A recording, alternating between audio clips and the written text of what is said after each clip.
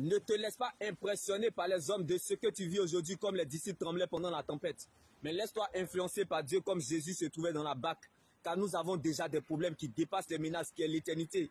Donc on est déjà couché. Car c'est la foi qui fait que ceux qui ont les problèmes dorment. Comme Jésus dormait pendant la tempête. La connaissance sauve, mais c'est la révélation qui transforme. On se repose lorsqu'on a fini de travailler. C'est parce que les disciples de Jésus venaient d'assister à la multiplication des pains qui révélait la divinité de Jésus. C'est pour cela que Jésus dormait pendant la tempête. Qu'est-ce que Dieu a fait pour toi qui ne peut pas encore le faire? Donc ton mental est dans le passé. Et ta détermination se trouve dans ton parcours. Et tes motivations sont tes victoires dans le secret avec Dieu. Alors regarde cette situation comme un match rediffusé. Car tu as déjà le score de ce cas impossible depuis la croix de Golgotha.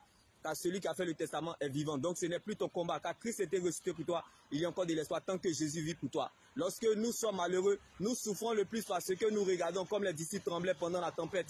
Et non ce que nous voyons. Jésus, qui est notre autorité, sa parole est notre position, son sang est notre couverture, son esprit est notre force, la foi est notre victoire et la résurrection est notre liberté. Donc au-delà de ce que nous regardons, se trouve au-delà de ce que Dieu voit. Christ dans notre barque. Donc ce n'est pas la joie du moment qui compte pour Dieu, mais plutôt la finalité de son plan qu'il a déjà établi pour notre vie. Comme Jésus a parlé à la tempête. Si cette situation refuse d'entendre le langage humain, elle entendra le langage divin. La fête changera de camp. Shalom.